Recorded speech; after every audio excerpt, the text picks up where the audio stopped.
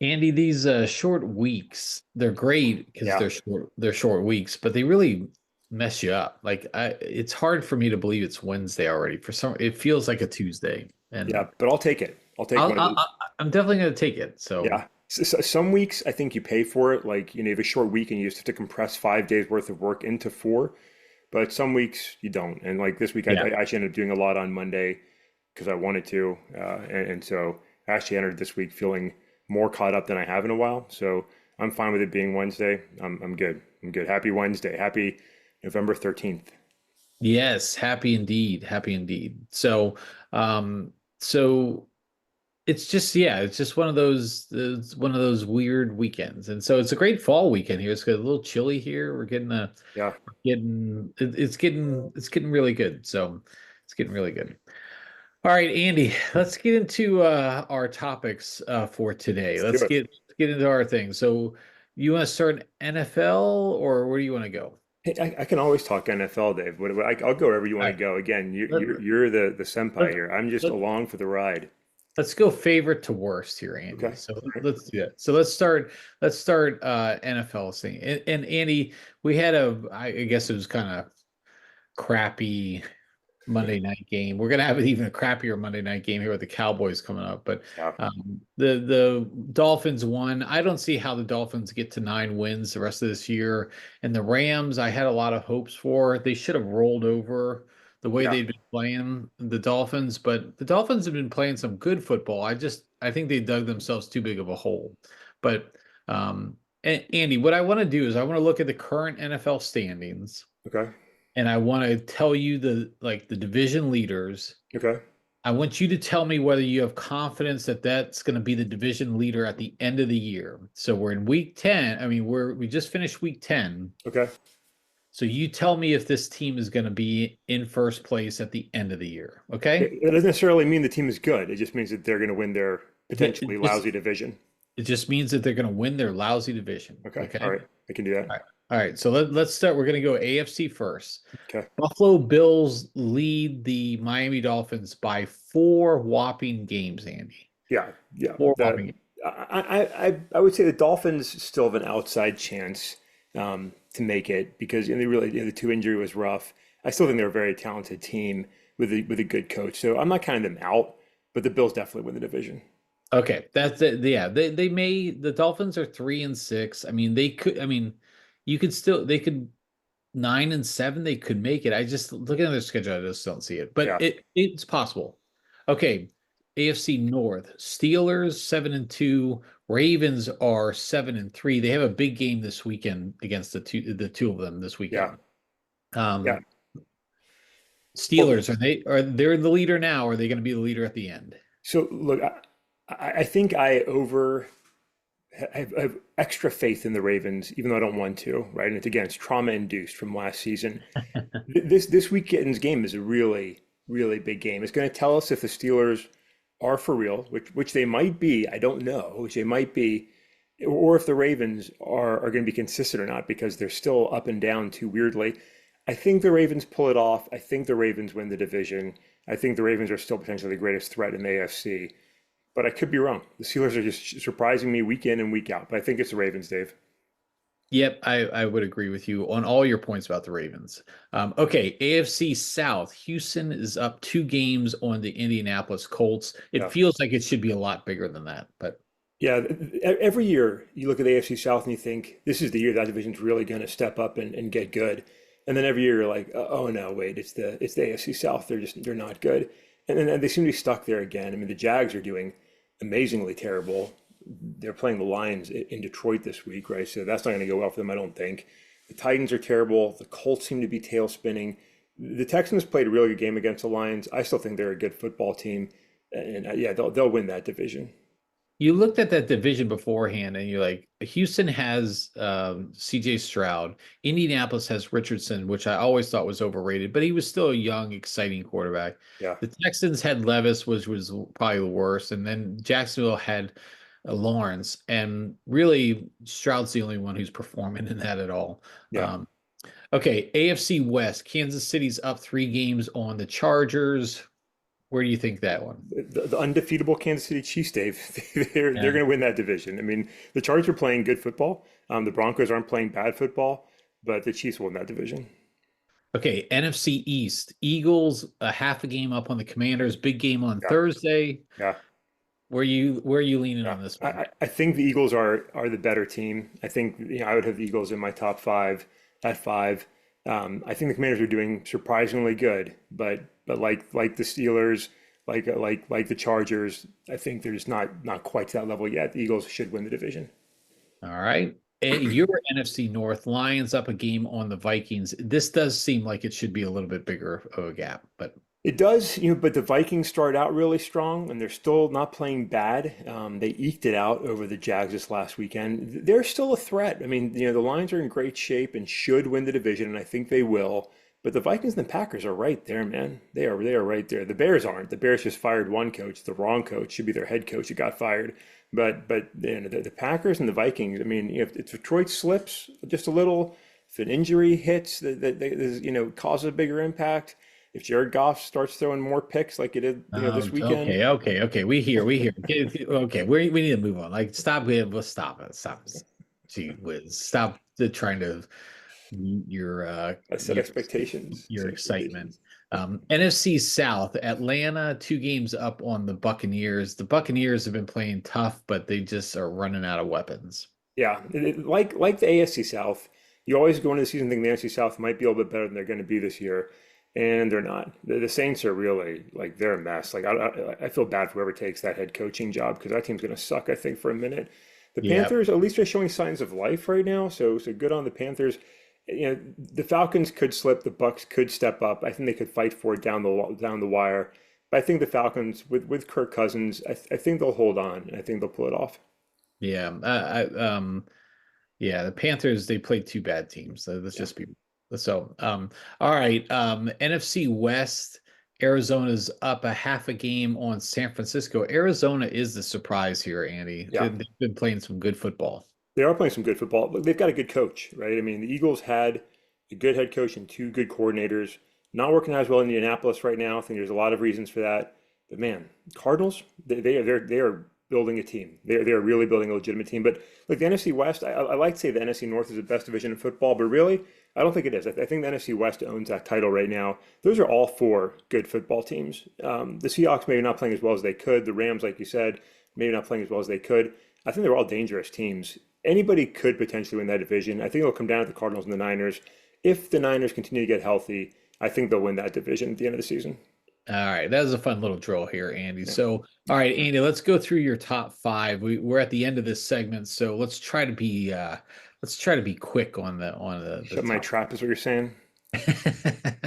Hey, I'll keep it simple, Dave. Unchanged from last week, just firmed up from last week. So going from bottom to top, I've got Philly in there as five, but now a solid five. Like I really think they're the fifth best team. Holding Baltimore at four, even though they're behind the Steelers by a game. I've still got Buffalo at three. I've still got Detroit at two, and I've still got the ridiculously undefeated Kansas City Chiefs at one. And I said last week, Dave, that the Berlin game, the Panthers Giants would decide who's the worst team in the NFL. I know you want it to be your Cowboys, but look, New York Giants, like there is nothing happening there at all. And it's not because their starting quarterback is injured. It's because that team just sucks. So I think the Giants are the worst in the NFL right now. Okay, so I'm gonna go. So Kansas City stays one. Detroit, I think it's just got to be number two. They're putting it in here. Ravens number three for me. Then I'm gonna go Buffalo, and then I will round out with the Eagles. They're starting to play to form. I do want to see them start playing better teams. They're still not convincing necessarily. Even that Yeah, Cowboys game was a little bit, it just didn't feel like the Cowboys were hanging around for a lot longer than they should have on that. On the bottom one, Andy, I'm sorry, the game that's going to decide this ultimately is Thanksgiving Day, when we used to be Detroit Lions stinker games. We're yeah. now going to be in the midst of Dallas Cowboys stinker games. So the Cowboys play the Giants on Thanksgiving. Oof. That game is going to be awful. And I will tell you, the loser of that, well, the Cowboys are the worst team in the league. The Giants have very opportunity to beat them. So, That uh, that that that is not a treat to America to have to watch that game. I mean, Yeah, That game sucks. yeah, it really does. So, they should, they usually put the Lions on noon and the Cowboys on at 4. They should put the Cowboys on at noon, and or maybe you just sleep a comatose through. Yeah, it's right. You just eat during the game. So Yeah, yeah. So, all right, Andy, that was a fun little activity. So let's get into our second piece. Andy, I teased this on Monday. yeah, I was talking about like, last week we talked about the losers from the election and some of the storylines away from the election.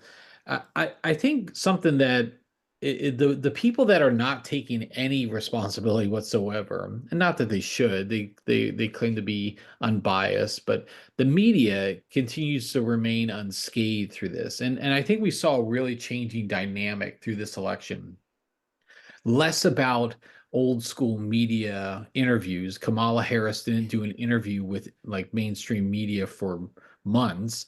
And then she went on like various podcasts. I mean, wish she would have come on our podcast or yeah, would have whatnot, helped.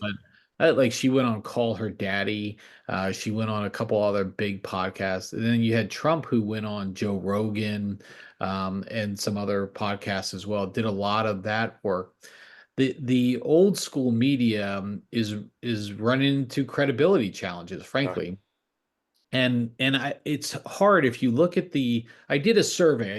I in preparation of this, I went through like the three main news outlets. I did Fox, MSNBC, and CNN, and I just pulled some headlines. These are not like buried headlines. These are like banner headlines. These are yeah, ones at the top here. And I want to read them to you just to get a feel for why the public may feel distrustful of the media. Think about how these may be like I took journalism in high school, and like how you write headlines is really important, but it speaks to, I feel, like our current culture, our current clickbait culture, where everything is about driving clicks so that you can show that you have a lot more people and you can increase ads. So just think about this, and then go from there. okay, So okay, some of the headlines, Andy. Trump thinks presidents have near total power. There will be little to stop him in his second term. That was a headline of a headline across the banner. yeah, Trump's master plan for radical reformation of the US government. Trump is about to take credit for Biden's accomplishments as president. A key MAGA lawyer is out for revenge. Will Trump follow suit? MAGA Christians eager to shatter bedrock principle of American democracy. Trump team responds to scorn Dem governors vowing to disrupt his time in office. Newsom faces reckoning as voters prove they're not what he once claimed. Harris's stepdaughter addresses rumors of mental breakdown after the election. Andy, I also want to talk about like this. Here's a question that a reporter gave to a college football coach. This is after a college football game. It was a big win for them, yeah. dominating win. But this is a question that a reporter gave. The reporter's question was, I believe it was last year you spoke about gun violence. There was a decision made in this country that I'm sure affects a lot of players in your locker room, as well as women in your life and women on your staff. What sort of temperature in the locker room? What was the sort of temperature in the locker room or with your team as a whole after the results were in? And was that something that sparked one of those get real conversations? And the coach's answer was, our guys just work. Obviously, gun violence is something that I've been passionate about, but our guys just line up and go to work every single day. I'm glad to be in this country we're in, certainly proud to be an American and excited about the future of this country, but I'm not one to hop into politics. Andy, like that's like six or seven headlines, and that's one fucking reporter's Yeah, question. yeah, Like, what's to be? Why would I mean talk about bias? I mean that it's all written in the headlines. yeah, yeah. It is, Dave. And so, I mean, a lot of thoughts you went through that. I mean, one, people want to sort of get the story, get somebody to say something, stoke the tension, get the scoop, right? So those loaded questions, often are trying to like get there, right? Which isn't really necessarily fair because you're going to try and oftentimes partially quote or non-contextually quote somebody and put them in a really awkward situation, which isn't good. But I'll take a step back, Dave, because we talk a lot about the media and these sort of exaggerated headlines, these opinionated headlines, right? Where it's clearly trying to tell us what to think. And I really don't like it when, the news is subtly biased, right? When they try and present it as news without bias, but really it's interwoven in throughout and throughout, because that's not being honest. But when you go back to the history of our country, like again, I would like to go back to like the time immediately following George Washington, right? Because we instantly became a very polarized nation with two very different political beliefs, and the media followed, right? We have a history of very biased media. This isn't something new. It's not a new phenomenon of the 21st century. The difference, I think, was back in the day, they were like openly, blatantly biased. Like you knew you were reading a propaganda magazine for, one party or ideology over the other. Like it was just open. Today, we try and mask it with, hey, we're the unbiased news source, we're the trusted news source, we're the fair and balanced news source, but they're not, right? But they're often not. There's a tilt to one ideology belief the other. And I don't mind you doing that if you're just honest about it. So, for example, like I enjoy Reason Magazine. Reason Magazine is generally philosophically, libertarian in their beliefs. They're open about it. That's what you're getting when you read that publication. Like that's fine because you know what you're getting. You can agree or disagree. They're not trying to hide it in something else. When you go to a CNN or other publication, for example, I'm picking on CNN because they're maybe close to More, balance, but not. yeah, Yeah, right. right. But you're getting some kind of spin, and when it's not clear, then you're kind of manipulating, the reader, the viewer, whoever it is. And I don't think that's good. Like, just be honest. If you're taking a position, like, people love to rail against the New York Post. Like, exactly what you're getting when you read the New York Post. Like, you're definitely getting a strong pro-Republican paper. Read it with that knowledge, and there's some good news and reporting in there, both real news and entertainment news. But obviously, it's bias. As long as you understand that, that's fine. But when you try and come off as, hey, we're being honest, with our integrity here, but you're obviously coming from an angle, you've obviously got a story to tell. That's not being, very forthright to me, and I do not like that. Yeah, I think that's a valid point, right? I think the media's always been this way. Now it's don't hide behind it. I Yeah. think it is the disappointments. Like I know MSNBC is leaning left. Like I Yeah. know that's the case. I More, know more, more than leaning, more than leaning. yeah, more than leaning. I know Fox is more than leaning right, Yeah. right?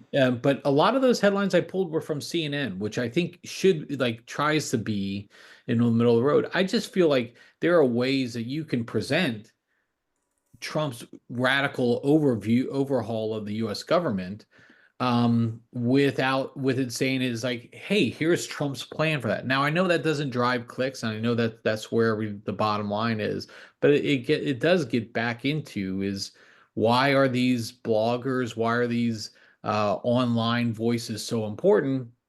It's because of these type of this feedback and pushback from what they should be viewed as legitimate news sources. Yeah. But so I found that interesting. When I was reading the headlines, I was like, see, I got to bring this into the pod. So, Yeah. um, Dave, I all will right, say that you can search, there's a number of sites you can search that will lay out perspectives on like media angles and where they are. It's not bad to look at that from time to time. I'll occasionally talk to, bias in the work that I do. And I'll use charts like that because I think it helps folks to see like on the political spectrum, where is this organization identified? And it does shift slightly year to year. So I'll include one when I post this, but like the information is out there, and there are a lot of organizations that do sort of assess that and share it. yeah. All right, Andy, let's talk about some of that radical transformation that Trump is already proposing. Look, I'm going to just say one thing. Trump 2024 versus 2016, they have a clear plan of what's happening. Like he is in this lame duck status. I mean, Yeah. this is his only term. He doesn't have 8 years to do anything with. So there's a lot more urgency to get things done right off the bat. And so they have been, I think they've got almost all their main cabinet positions. I think Secretary of State is still out there. But nominations for all their key cabinet positions are coming up. They've already been putting forth a pretty aggressive area of initiatives because he's got 2 years, really, when you look at it, to the midterms. And then Yeah. the government most likely is he's got all the Republican Congress this time. Most likely, I think the House is still fluctuating, but he's going to have this 2 year window where he's got to get a lot of stuff done because his last 2 years are going to be lame duck, and he's going to most likely be facing a Democratic Congress in some Yeah. form. He's proposing, this was the one, the Department of Government Efficiency for a second administration, which is going to be led by Elon Musk and Vivek Ramaswamy. Ramaswamy. Yep. Yeah, and so I think we called him VR during the Yeah. primaries.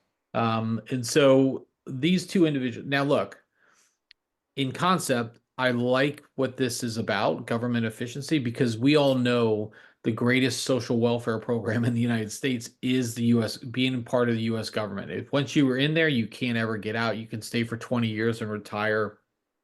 It's full of crap. And there's a huge bureaucracy, obviously. Um, so I'm all about holding the government accountable, and I think this is a good, in theory, notion. I'm just not so sure that you have the two people in the position to lead it. But what do you think when you saw that? Yeah, I mean, look, I sat back because it's been really interesting to see the post-election chaos, right? I mean, a lot of really entertaining Yeah. comments and perspectives. And one thing I'll say, not directly related to what you're saying, but I'll say this other. There's a lot of folks now from all sides that if you listen to them, everybody knew Donald Trump was going to win, is the way everybody's pitching it. Like everybody's like, oh yeah, we kind Yeah. of thought this was going to be. Well, like, people weren't saying that on the day before the election. But anyway, besides that, Remember I've the Iowa resolved. poll, Andy? Yeah, I've resolved, Dave, to just withhold judgment, right? And I try to do this with every president. It's hard at times, and it's hard with Donald Trump, to be honest, right? Because I want to jump in and I want to like, ah, I've expressed my views on the incoming president, on his character, his person, his history. Like, I don't have a high opinion, right?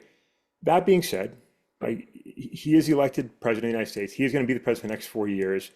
And I think as an American citizen, like all of us have a responsibility to give the newly elected president and Congress a chance. They can blow it, but you can't judge what hasn't happened yet. So this idea, like you said, it's an interesting idea, and as I understood it, it's not an actual department. He's not creating an actual another Right. governmental department, right? It's outside advisors weighing in. Now, there's a lot to be concerned about there, right? Because you do start to get to that, you know, corporate government like blend that's kind of questionable, right? How does Elon Musk, for example, separate his business interests from his government advice? Like that's complicated, and that gets into a very murky space that isn't good for democracy, potentially. But I'm going to take everything that comes out, including this, and just say, hey, let's just wait and see. Maybe this is a good opportunity. Maybe this will help reduce some of the waste. There is a lot of fraud, waste, and abuse in government, not deliberately, not always maliciously. It just happens in an organization that big. So can we help make things better, more efficient, reduce some redundancy, save some money? Like I'm open to exploring that. And Elon Musk is an interesting style. He likes to just like destroy. And I'll say somebody that was drawn to Ron Paul when he came out, right? What I disagreed with then, I still disagree with now. You never want to take a machete to government, right? Because that has massive cascading effects that could be very detrimental to the economy, to people, to their lives, to our government, because we don't always appreciate what it means when you rip things up. So I do believe in deliberate incremental improvements, right? And it's really got to be thoughtful. So I hope we don't come in and just start making massive reductions. It really could throw things into a tailspin. It could happen, and that could be dangerous. But with this idea, with the president's actual nominees for office, I'm just going to wait and see and let people take their responsibilities over, do what they're going to do, and then like let's judge them on what they actually do, not on fear and panic on what we think they might do, because that's not fair, regardless of who's elected. Yeah, I think that's a fair approach. I'm trying to do the same. Is like I look at this government efficiency area, and look, shouldn't is that should be implied. We should be looking to be more efficient in these areas. Again, I'm not thrilled with who was selected because I think you bring up some very big conflict of interest areas and some of those pieces. So let's see how that plays out. Yeah. I'm not like I don't vehemently there's nothing I haven't seen so far that I've vehemently been like, oh, that's awful. And look, no matter who is in the office, they're always going to put up cringe candidates. That's why Yeah. they have to go through the selection process. But again, I think this is going to speak to Trump doesn't have time to fuck around. I mean, he can't afford to have his commerce secretary bogged down in months of Senate hearings and meetings and all this stuff. He needs to get stuff done, Yeah, and I think he's going to be putting together people who have been thoroughly vetted. Like in 2016, I don't think they believed they were even up into the last minute. I don't think they thought they were going to win, and that's why that was a little chaotic transition period. This has been even their campaign, for largely speaking, was a lot more professionalized in the way that they did business. That's why his campaign manager is now his chief of staff, the first Susan Wiles. I mean, it was a lot more professionalized. They got the crazy in some respects out of those transition periods. So he's going to have to be efficient. yeah. So he's going to be successful and make America great again. So um, Yeah, but we'll see. I mean, he's coming in driven and with purpose. Now that could be terrible, right? I mean, that can be terrible, yeah, but it can also be good. You know what I mean? So again, I think like you have to just see what happens. I think a lot of people are going to be reactive again, especially in the world of podcasts and media. Like it pays to be excited, right? And while I get that, like in reality, it's just not fair, and we just don't know. You don't know what hasn't happened, and so you can yeah. speculate, but like to actually judge and go nuts, like let's see where things go. Let's see where things go. Yeah, and let's just be very clear. It's like the way our government is and the way our political system is set up is for all the crazies that may be out there, usually you don't get you can't overhaul the whole system in 4 years, right? You can't do any, I mean, you can do some damage, but you Yeah. can't, you know, break everything. So, all right, Andy, that's Wednesday. Anything else on the top of your mind here, Andy? No, Dave, that was quick. I mean, it's a lot, and here we are midweek, here we are mid-month, here we are end of year. There's a lot going on. I appreciate the fact that we try and like look at these things, reasonably and rationally. And I really think, something we said when we started this pod was to try and like stay positive. And I think like that's the step we have to take, now and as Americans, like I know we've been going, the election season makes everybody a little bit fired up, but I think really at this point, I look forward to seeing where things go, not just politically but in all respects, like there's a lot to celebrate and be excited about here in this great moment of 2024. A lot of amazing things happening that I'm sure we'll talk about in science and technology and other areas. Like, like let's not get lost in stress and post-election madness. Like let's enjoy where we are, celebrate the good things, enjoy some amazing football, and have look forward to a great Thanksgiving. So appreciate being able to do this and appreciate the topics that were brought up today. Yeah, no, I agree. I think it's important to do it. Speaking of, we got a good Thursday night game, Andy. So we're getting rewarded with some good Thursday night football. Yeah, So yeah, Eagles and Commanders. I think Eagles are going to pull this one out, but we'll see.